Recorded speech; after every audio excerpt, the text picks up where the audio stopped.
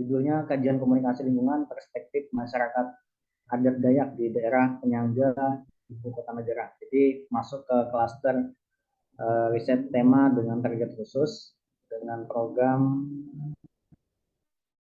Indonesia atau Ibu Kota Negara. Nah, apa yang melatar belakangi hadirnya riset ini? Yang pertama, kita bergabung sebagai masyarakat global. Jadi secara global kita sama-sama tergabung membahas satu isu, yaitu tentang bumi, yaitu kepentingan dunia, yaitu kepentingan lingkungan.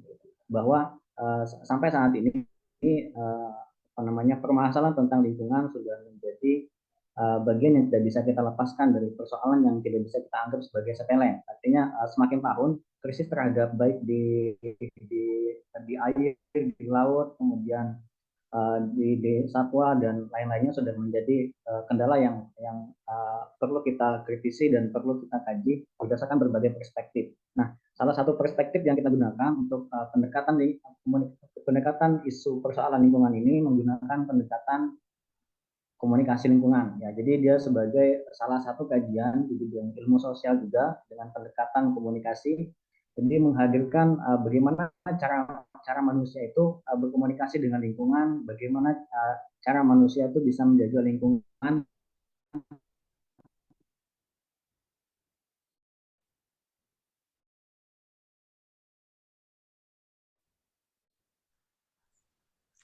dengan etika-etika, kemudian dengan isu-isu persoalan yang secara local wisdom. Ya, jadi isu mengenai local wisdom ini menjadi menarik sebab kita berada di negara Indonesia. Indonesia itu sebagai salah satu negara dengan keberagaman budaya. Kita tuh sering terjebak dengan isu primordial yang menganggap bahwa budaya kita itu adalah yang paling benar, sehingga kita menganggap perbedaan itu sebagai hal yang tabu.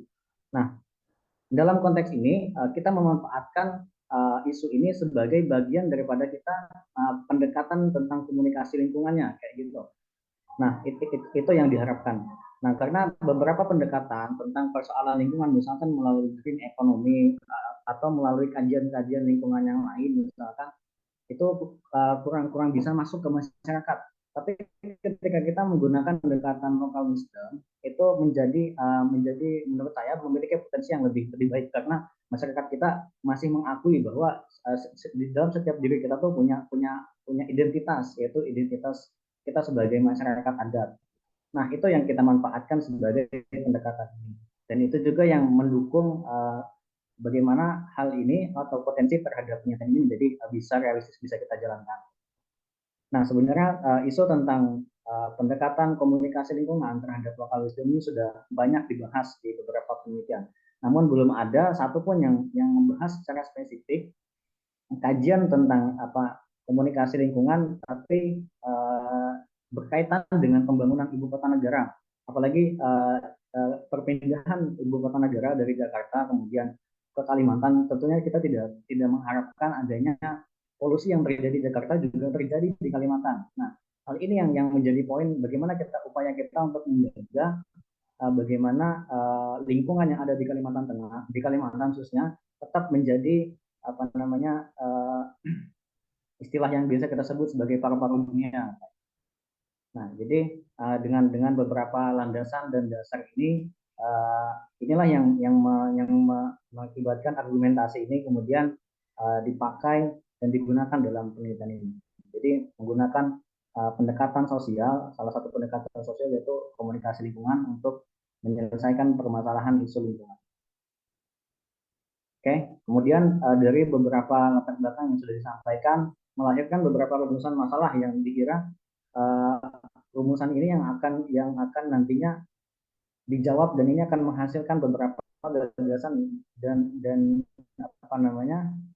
dan harapannya melahirkan beberapa perspektif dan kalau bisa teori-teori baru tentang menghadapi isu lingkungan. Yang pertama itu perspektif masyarakat adat. Jadi kita ingin mengetahui dulu secara komprehensif bahwa bagaimana pandangan masyarakat adat itu terhadap persoalan lingkungan yang ada.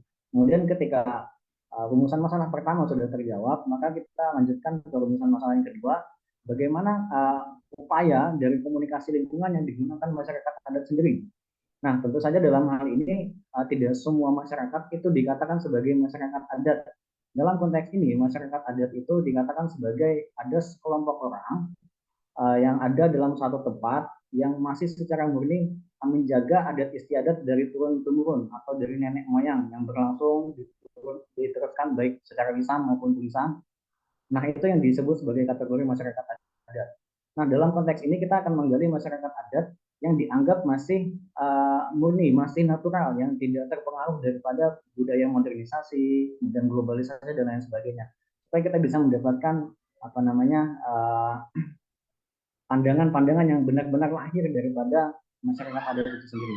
Kemudian rumusan masalah yang ketiga itu bagaimana landasan praktisnya nanti dari segi komunikasi lingkungan. Hal-hal praktis apa yang bisa diterapkan secara langsung ke masyarakat atau ke lingkungan dalam upaya kita memecahkan persoalan lingkungan yang sama-sama kita bahas secara global.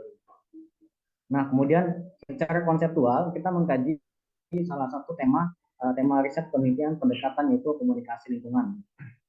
Yaitu adalah salah satu strategi atau cara komunikasi bagaimana upaya-upaya dari setiap produk yang ada baik secara lisan, tulisan, dari media ataupun bukan media sebagai bagian daripada cara manusia menjaga lingkungan.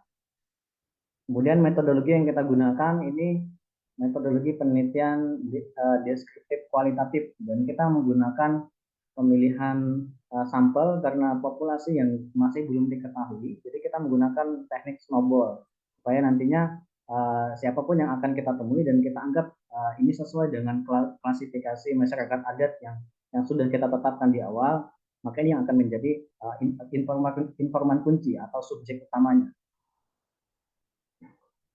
Kemudian teknik pengumpulan data seperti halnya teknik pengumpulan data yang biasa dilakukan di kualitatif, yaitu kita menggunakan observasi, kemudian wawancara dan juga dokumentasi. Oke, sumber data yang kita peroleh yang pertama kita tentu saja menggunakan sumber data primer yang kita dapatkan langsung dari hasil wawancara dan observasi yang kita dapatkan dari masyarakat adat sendiri. Kemudian kita juga menambahkan beberapa data sekunder yang didapatkan dari pengumpulan data, misalkan dari jurnal yang telah terpublikasi atau dari data-data adat atau dari buku-buku yang sudah ada dan itu dijadikan sebagai landasan tambahan data sekundernya. Oke, teknik analisis kita menggunakan teknik analisis menurut Miles dan Huberman, yaitu reduksi data. Kita kumpulkan data, kemudian kita pilah-pilah mana yang data yang memang mewakili rumusan masalah yang akan kita jawab. Kemudian penyajian data, kemudian data tersebut disajikan, disampaikan secara deskriptif.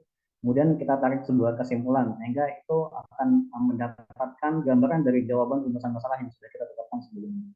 Kemudian teknik triangulasi data kita menggunakan beberapa teknik. Yang pertama teknik triangulasi sumber. Untuk menguji kredibilitas data kita akan menguji dari beberapa sumber yang berbeda. Misalkan dari sumber utama, subjek utama, kemudian kita bandingkan dengan sumber yang lain. Misalkan dengan orang-orang terdekatnya atau masyarakat sekitarnya, supaya data tersebut bisa teruji secara kredibilitas datanya. Kemudian kita menggunakan teknik triangulasi teknik atau triangulasi metode, di mana kita melakukan pengabsahan data dengan membandingkan antara uji yang kita gunakan dari berbagai teknik yang berbeda. Jadi kita bandingkan data melalui observasi, kemudian kita juga bandingkan melalui wawancara, dan kita bandingkan dengan dokumentasi. Kemudian yang terakhir kita juga mengumpulkan data, mengabsahkan data dengan teknik triangulasi waktu. Itu kita sajikan, kita tanyakan ketika kita wawancara, di tanggal ini dia akan berbicara apa, kemudian di esok hari mereka akan berbicara apa, atau dalam rentang waktu yang agak dekat, misalkan di pagi hari kemudian di sore hari, atau dalam beberapa konteks yang berbeda, apa yang akan dia jawab ketika berada di khalayak umum atau ketika dia sendiri. Oke, kemudian ini beberapa peta jalan riset yang akan kita coba rencanakan. Yang pertama setelah proposal ini secara resmi ditetapkan dan lulus ke tahap administrasi, dan maka kita akan lanjutkan di bulan Februari untuk mengkaji dulu berbagai teori dan konsep yang mengenai isu komunikasi lingkungan yang nanti akan menjadi bahan dasar sebelum kita melakukan penggalian data di lapangan. Kemudian dalam periode Maret sampai Mei kita mulai melakukan riset lapangan, melakukan observasi, wawancara, masuk ke daerah-daerah yang dianggap sebagai daerah penyangga ibu kota negara, termasuk Balikpapan, Samarinda, dan kemudian di Juni baru kita setelah kita pelaksanaan, pertama persiapan, kemudian pelaksanaan, yang di bulan Juni kita sudah masuk ke bagian pelaporan penelitian. Jadi kita mengumpulkan data-data yang sudah kita temukan, kemudian kita reduksi, kita sajikan, dan kita buat dalam sebuah hasil penelitian. Kemudian setelah hasil penelitian tersebut didapatkan, kemudian kita mulai melakukan uji pengabsahan data selanjutnya dengan berbagai data yang sudah kita dapatkan. Kemudian baru di bulan Agustus kita melakukan finalisasi. Jadi kita telah mendapatkan kesimpulan dari hasil penelitian yang kita dapatkan. Luaran yang akan kita dapatkan harapannya yang pertama sebagai sumbangsih terhadap kajian akademis khususnya tentang tema komunikasi lingkungan, karena isu-isu yang berkaitan tentang komunikasi lingkungan saat ini masih belum banyak dibahas. Masih ada beberapa, mungkin bisa dihitung ada beberapa, presentasinya mungkin agak sedikit lebih kecil, dan ini menjadi salah satu sumbangsih kita terhadap disiplin keilmuan. Kemudian yang kedua, diharapkan mendapatkan keluaran yang berbentuk publikasi ilmiah yang bereputasi secara global. Kemudian yang terakhir menghasilkan publikasi yang terindeks global atau buku oleh penerbit buku yang bereputasi global.